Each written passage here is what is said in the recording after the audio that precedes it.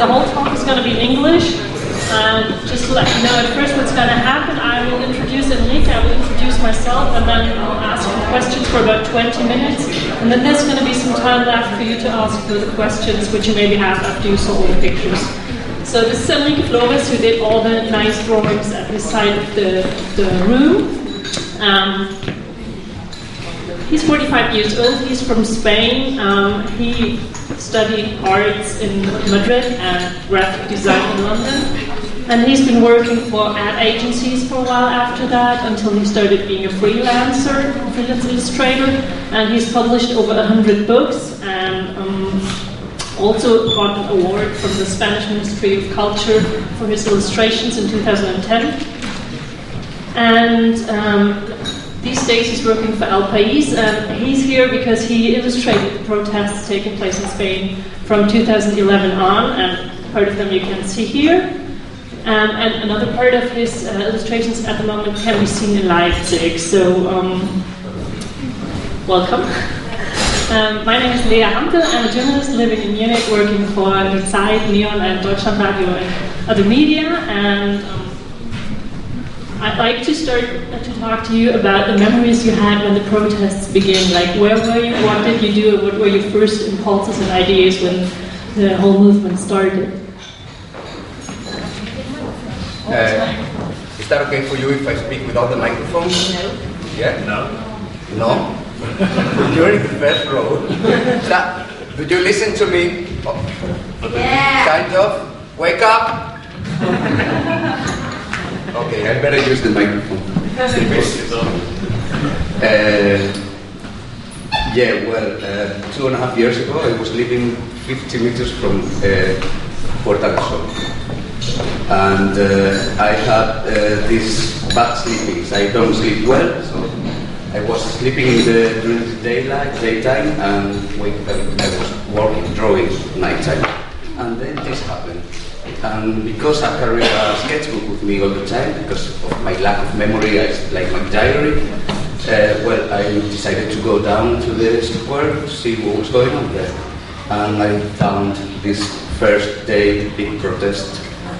So I started drawing it. I draw everything. I draw concerts, I draw football matches, basket matches, all that. No? So to me, drawing that was normal. Did you have a special goal, or were you just, documenting your everyday life? You just said before that your sketchbook is sort of your diary. Yeah, it is a diary. I don't have any goal. It's just like I do it because if I feel okay doing it. I'm happy drawing. So, and it's my way of keeping memories. I do it in a chronological order. So if I have to remember what I did a couple of years ago, I go to my. I have more than 1,000 sketchbooks. I don't know, boxes and boxes.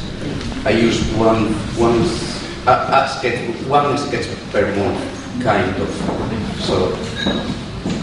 Big flat then? No. Just kidding. So it's stored in a garage. Okay. So could we stop here with a picture for a moment, Oliver? Like one? Because what I would like to know and would like you to explain is how you practically do it when you go out sketching, especially when you work. Yeah, this one's fine. When you did the protest sketching, how did it work? Did you go there? Did you just stay at the same corner for hours, or how did that happen? I walk around and that's the kind of sketchbooks I use. Of course, they're not always the same. It depends on what I find. I'm not fetishist. I don't buy a particular brand, so any sketchbook will fit me. Any kind of media, pencils, brushes, anything. So this is a big one. That's rather uncomfortable for drawing standing up because I'm fast sketching, but after 10 minutes you don't know how to hold it. So a smaller one will be better. But yeah, so well, that's what I do. This is 22nd November. So airplane, train coming to Munich, a couple of friends, first talk. So this is what I've seen here, notes and everything I do. No? So same as I draw here, I draw when I'm in the middle of a demonstration. I draw what I see. So, and then, of course, I make photos or scans, and I put it in my blog, because I think it's a good way of expanding what's going on, of communicating, of telling people, listen, I've been here, I've seen this, and now you can see it.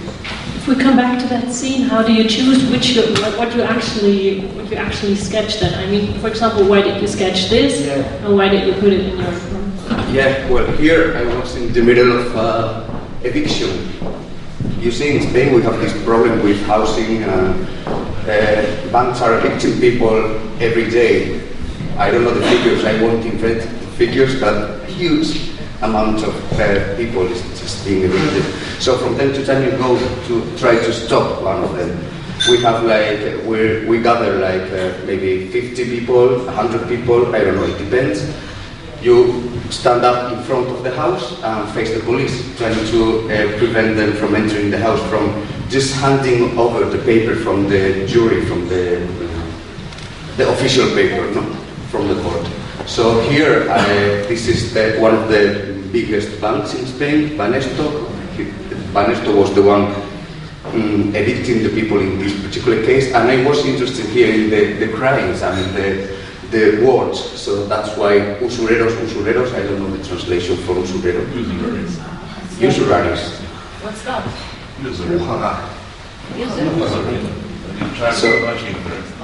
So that's one of the big things people say, and the other one is vergüenza me daría echar una familia. It's like vergüenza me daría echar una familia. It's a variation of vergüenza me daría ser policía. It's a popular one we see. So yeah, I was interested in I mean, rather than faces, you see, I was just like at the back of the group of the people. Rather than faces, I was just interested in words, singing. So it was a typical scene then, and you found it sort of, you know, like a symbol for the crisis going on? Yeah, but then that's a very picturesque scene, because it's just like you can be standing up there for 4 or 5 hours. So once you do the faces and the singing, the second one will be roughly the same. So.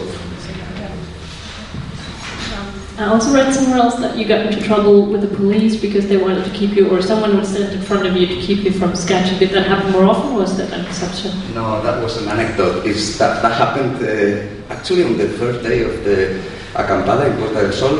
A couple of police dressed in civilians, they were blocking my point of view, just for fun, I don't know, just trying to bother me. No. You see, when you make photos or videos, you can be a potential enemy. I mean, this is a proof of something you're taking. But with a drawing, if I draw Elvis Presley in the middle of a demonstration, it doesn't prove Elvis was there.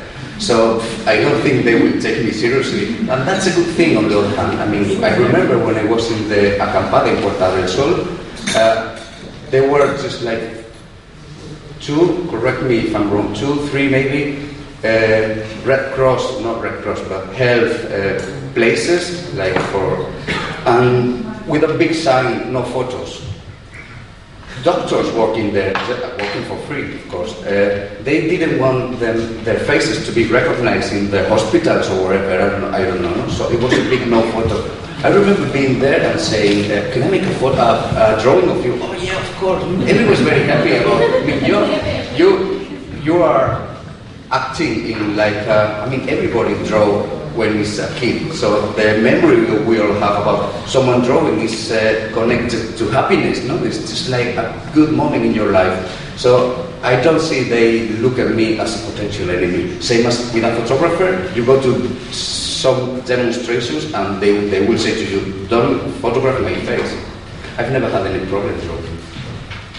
We'll talk about the advantages and disadvantages of sketching stuff later on. I want to know something else. Were your pictures published at that time, except from your blog? Were they already in the newspapers, or? Yeah, they were published on day 7 maybe of the Puerta del Sol acampada. They were published in El Público. It's a paper who has disappeared now.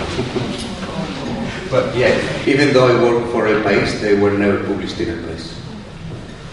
And they were public when you put them on your blog or something. Did you do some after work on them, or did you immediately scan them the way you did them when you first were on the demonstration? Yeah, the thing was exhausting because I spent all the night in acampada drawing and talking with people and maybe producing 12, 15 drawings.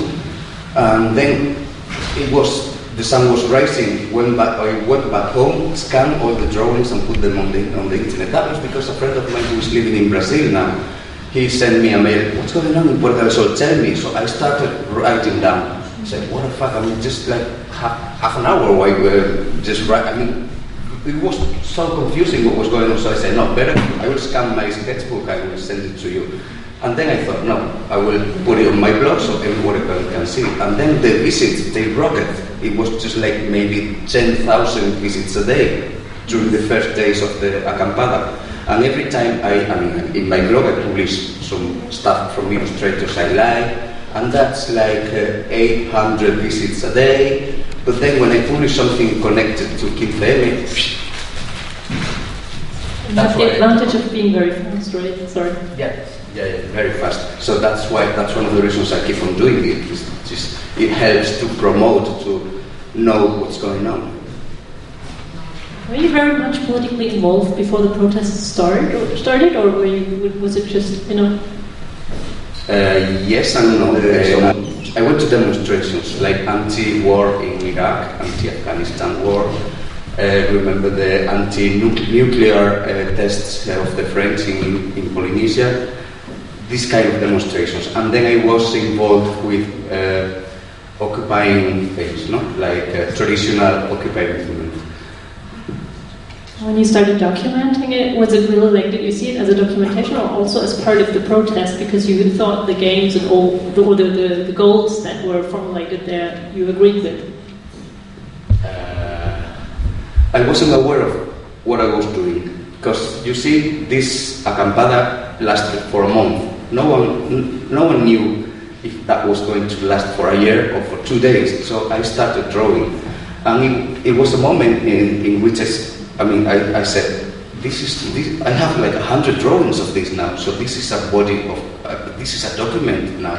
It became, but this is like unconsciously, and now I have more than 1,000 drawings connected to Indignados movement. So yeah, I guess now it's become like a body of work. But it wasn't my idea. It wasn't on purpose. I didn't do it on purpose. Was it also? Did you see it as your way of supporting what they were asking?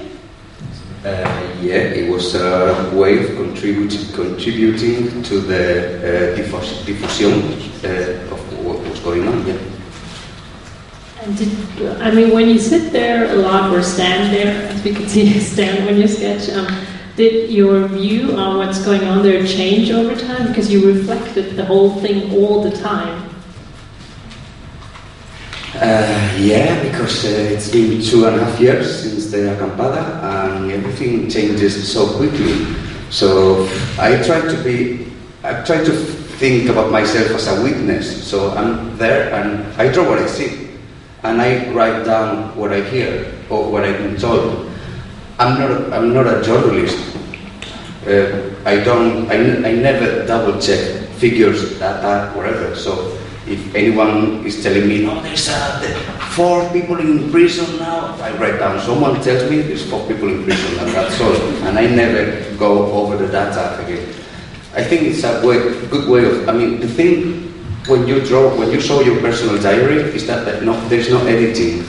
I never get rid of any page, any drawing. So what you see is what it is. So from that point of view, it's just impossible to lie. You see, full of mistakes. Before you started drawing the protests, you also did ads and you also did landscape sketching and stuff. Yeah. So maybe you can explain a bit how it was different to draw something that's happening in front of your door and also to people who are like your social surrounding, and whether there was a different emotional connection with it than normal. It isn't. I draw every day in any situation. So if I'm drawing a basketball match, just trying to capture the action. Concert. I've been drawing punk concerts, standing up in front of a mirror. Or, I don't know, to me it's just a natural way of doing things, you know? So, yeah, of course, if you're drawing a landscape, you feel relaxed, but that can be your enemy, because you see, these drawings are quick drawings. I'm trying to just communicate things. If you have 5 minutes for sketching something, then it doesn't matter the result. But if you have a couple of hours for drawing a landscape, probably the result will be shitty, will be just like soft and overworked. So, I don't know, when I do shitty drawings, I don't do them on purpose. I'm trying to do my best all the time. You already spoke of the advantages of drawing, because you said that there's no fact-checking necessary at all, so people are less afraid. Which other advantages does it have in comparison also to all the other ways you can document things now? Well, there is a good thing about these kind of images with both mixed words and images. And I mean, photography, you have to imagine the words in a photography. You have to add this other, or in a film, in a documentary, you have to watch the documentary for the whole time the author wants you to. I mean, it's 5 minutes. You have to be watching that 5 minutes. Here you can make a quick reading, or you can just read everything, and I mean, no one is telling you how many hours you have to be in front of a picture. So that's up to you. It's a good liberty the viewer has. And then this goes straight to your imagination. I mean, a photo is just like says, you can't imagine what's going on. I mean, you can imagine what's going on outside the photo, but the photo is what it is, you know? But here you have to imagine the noise around, and so that's, I mean, it offers you a great amount of thinking, of a liberty for imagining what's going on there. I wasn't very clear. No, it's fine. I hope he was clear, wasn't he? Okay. I saw before that you actually also take photos all the time and film stuff that's happening. So is that turned into drawings afterwards? Or? No, never. No, I carry my camera with me. There are some things you can't draw. I mean, all handwritten signs on shops and all that. Okay, you can make a proper hyper-realistic painting, but that's not my case. So I take a photo of that. And then going home, no, I feel like I hate working alone. You see, my job is just like, have to be drawing at home alone like a writer does. And I hate that. I like to be talking with people. I mean, my place, my habitat is the street. So when I have to work at home, I'm always thinking, I'd rather go for a beer, I'd rather go for a coffee, something like that. So no, if I have to look at a screen for making a mock-up drawing, pretending, to me that's a fake, it's like a forgery. It's not, I don't know what to say. I don't feel comfortable doing that, copying from photos. Also, maybe an advantage of drawings is that you don't pretend to be neutral, right? Because you already are showing it like a very subjective way, and that's the difference to a photo. No, but a photographer can't be neutral. No, but he pretends to be in a way, because you have to do the same. Yeah, well, but clearly, I'm in one of the sides. I'm in the side of the good ones. No, but listen, this is, no, you see these images, the use I do of color, okay, this is the good side. I mean, if you look at the police or the politicians, they all dress the same. They like uniforms. And what I try to communicate with my, this is just laughing, and it's just like we're protesting, we're in a tragic situation, but but we're wearing colors. It's just like I'm trying to communicate that in the drawings. So yeah, no, I can't be neutral. I mean, I have to translate. I have to communicate. I'm in the good side. You said in another interview that you're sometimes envious towards street musicians because they get immediate reactions. Is this what you finally reach by drawing the protests in the middle of the protests? Yeah, but not only that. If I'm traveling, it doesn't happen here in Europe, but you go to Morocco or India and you open the sketchbook and in 10, 20 seconds you feel yourself, I mean, you are surrounded by a crowd of people just talking to you and even taking, I mean, drawing in my sketchbook and all that. To me that's hilarious. I mean, I just love that. It doesn't happen in Europe. We are too polite here and we don't do that kind of things. And yeah, the musician plays and knows if people like your music or not. When I draw at home, I do lots of children's books. I never know what's going on I mean, when they read the book. That happens months later in another place, in another house. But when I'm drawing in the street, it happens, yeah, and that's fantastic, no? Just the interaction. I mean, drawing is an excuse to communicate. We already spoke about it before. We have to come to the situation in Spain at the moment. It's 2.5 years since you started drawing the protests, and since the protests started, there has been optimistic economic figures on Spiegel Online a few weeks ago, which were immediately, how do you say it?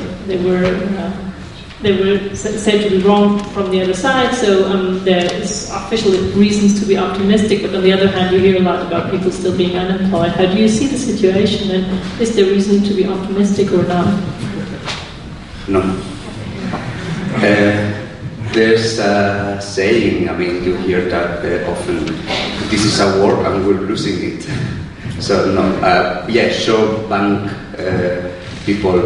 and politicians, they will pretend to be just like, okay, we're on the right path. To me, we're in the wrong path. I mean, we're leading to a worse country than the country I'd like to live. No reasons to be optimistic, I'm afraid, in spite of the colors and everything. I have to stop my asking now, and I think if there's questions from the audience, I should hand the microphone, so anyone wants to speak up? Before any question, I have here, there's something in case anyone wants to have a look or just keep the papers. No, because I have. Yeah. Okay, we produce a newspaper in the movement in Spain. It's monthly and we run 30,000 copies free. We all pay for that. So, and that's a poster. I don't only do like live drawing on the street in the demonstrations, but I do graphic design for them as well. So these kind of images. What I do is, some images I do for El País, I recycle them and using them for posters, for demonstrations and all that. So this is a work of mine, and well, this is I only have a copy, so I will leave it here. And this is a left-wing paper we have there. It's called Diagonal. This is a cooperative and it's free press. They don't accept any unethical advertising and bans and so on. So these are 4 copies of that. So it's just, if anyone wants to keep it, if you read Spanish, of course. And in exchange of the free press, I'd like to have a question. Yeah, we have time for maybe 2 or 3 questions before the next lecture. I have a question about what you said on Indians and Moroccans asking you questions about your work, and this is like a little more general question about the division of South and North in Europe these days. Would you experience the same kind of Indian/Moroccan kind of thing? I'm sure if you go to Naples, you will find people that discuss your paintings and necessity to participate, a sort of a sense of being part of trying to change the situation that is very difficult to find in northern countries. Now I wonder whether that is about personality of the people, is about the fact that the northern countries are screwing the southern ones, and therefore most of the people is on the winning side in the north and on the losing in the south. Whether you have anything to say about this kind of north-south distinction of Europe and the kind of direction towards which the building of new institutions of the commons should go. Whether we should really try to maintain this sort of structure of the Western European post-Enlightenment country, or whether we should go somewhere else. It is not about the drawing so much. But I don't have a theory, I have an experience about it. And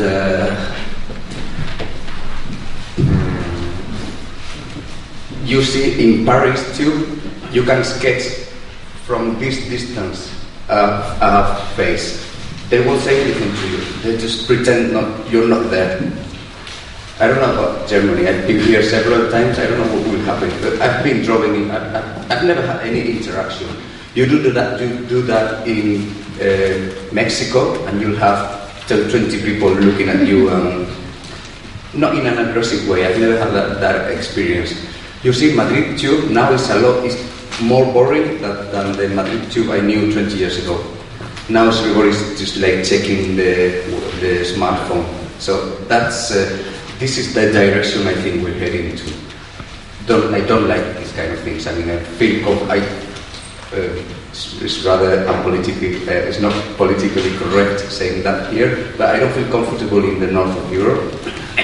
I'd rather, if I have a month time, I'd rather go to Africa or South America or any other country. I feel more at home. I love north of Africa. I mean, I've been drawing in Algeria. It's a fantastic experience.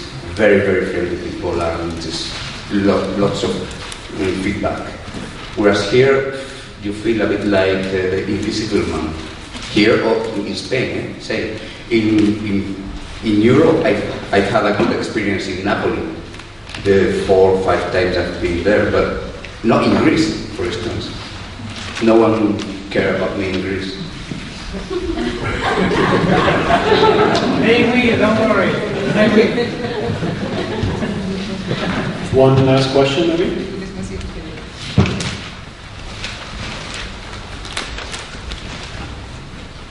If nobody has one, I have another. In English. En español is fine, come on. No, because some people don't speak You Spanish. translate the question and then you answer. Yeah. Wake up! No, but he does speak English. If your way of drawing the 15M has changed in these 2 years and 6 months, and also if the fact that you are very well known in the movement changed the way the people act near you or something like that. Yeah, absolutely. My first drawings.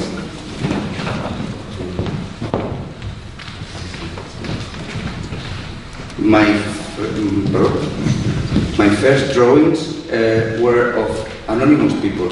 I didn't know no one there. I mean, I came from a left political tradition, but in Puerto del Sol, same as we listened previously in the Turkish talk, it was another people just occupying Puerto del Sol. So in the first days, I knew no one there. So it was impossible just to write down names. If I go to a demonstration or to any action now, I know everybody. So I'll be writing down the first names of anyone. I don't do that because I want to prove they were there, but just to me to remember. But yeah, so I was more free to do what I wanted before because I was on my own all the time, just looking for talking with people I didn't know. So everything was very, very stimulante.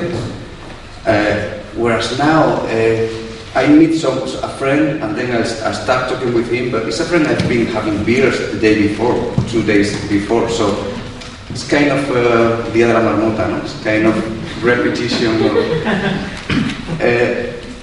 It was fantastic. I mean, this experience we had a couple of years ago was difficult. It is difficult to repeat now. Now everybody knows me. I know everybody, so it's just like, okay, I go to another demonstration. It's not thrilling now, unfortunately.